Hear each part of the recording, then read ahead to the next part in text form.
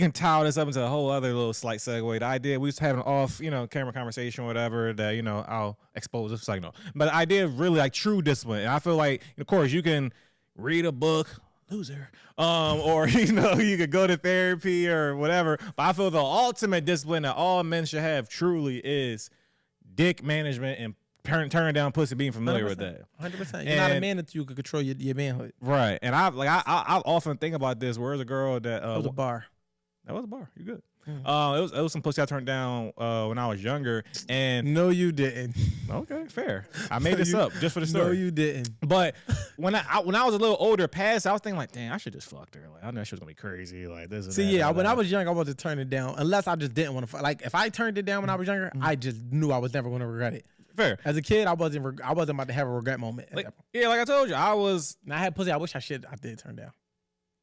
Exactly. So I saw this as that. I was like, no, this literally is like, all right, she on my dick now. She just crazy, she annoying. It's going to be more than what it's worth type shit. Like I saw it. Yeah, I've turned that down. Right. She gonna be a headache. Yeah, even though it looked good, I was like, I'm cool. But like a year or so, I was like, I would have been fine. I would have managed. I was thinking about how you could have got in and got out. Yeah, how could I have got in? Been fine. Because you ever had a situation with a scenario based? You're like, all right, I'm not fucking her in the city, but if I was to run into her in Miami and to consider the environment, and I'm not talking about the way she looks, she could be beautiful. I'm just talking about the attachment. Like if I gotta court her to have sex with her, I'm not doing it.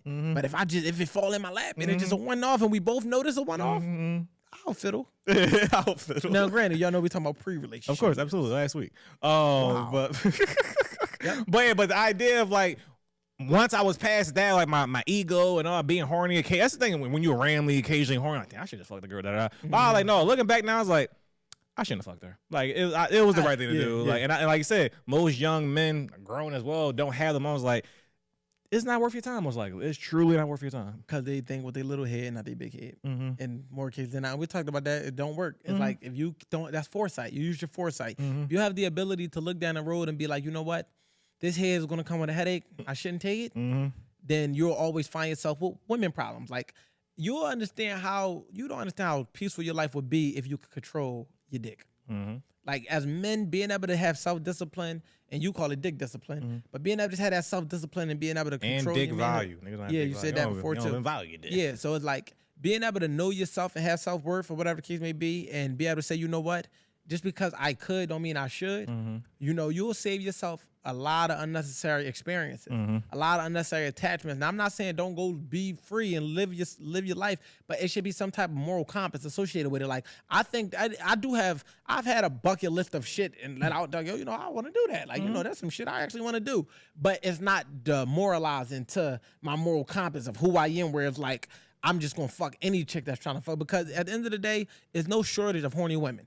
But it is a shortage of men that can fuck these horny women. So you always be outnumbered with pussy opportunities. That don't mean you should take every opportunity. You know what I mean? So I agree. And shout out to the men out there that's able to refrain and abstain from abstain from sex. I don't say abstain from sex completely, because I respect that, because I feel like there's a lot of clarity that come with it, and that's like the highest level of discipline. Absolutely. I've done it for 90 days. I know what type of discipline it takes.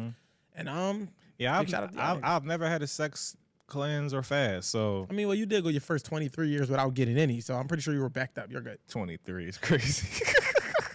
But also another crazy thing. Did your girlfriend take your virginity? What? All right, I'm done with you. Oh, a teacher did. Hey. You were molested by your teacher. We can't just make that like I can't salute you. We can't. I don't call it molesting. Like, I don't call it. So I mean, as a man to man, I would salute you, but we're not gonna brush past that. I'm joking. The teacher did not touch me. I wish so. But it was a woman, right? Sorry. Cut it.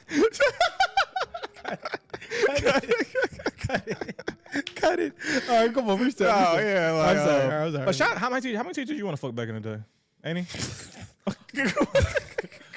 Yo, you know what's crazy? I don't think I had no attractive teachers. Like, I only had two. That's it. I was saying a bunch. The one black teacher I had, I looked at it more like a fucking mom figure. Okay. And It was no sexy young thing. Miss K. Williams? Yeah. Matter of fact, I lied.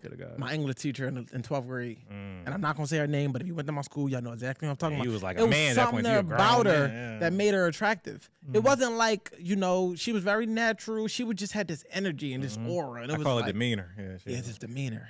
Yeah, I would have knocked that down. Yeah, definitely. Yeah. Definitely a man. I wouldn't have told nobody. I was definitely a man at that age. I wasn't a 12-year-old horny kid. I was definitely a man. I wouldn't have told. I always say, a teacher touched me, I wouldn't have told nobody. I was going to tell. I just wasn't going to tell the pops. I was going to tell my friends. Exactly, for sure, absolutely. Yes. Hey, guess who I knocked down last night?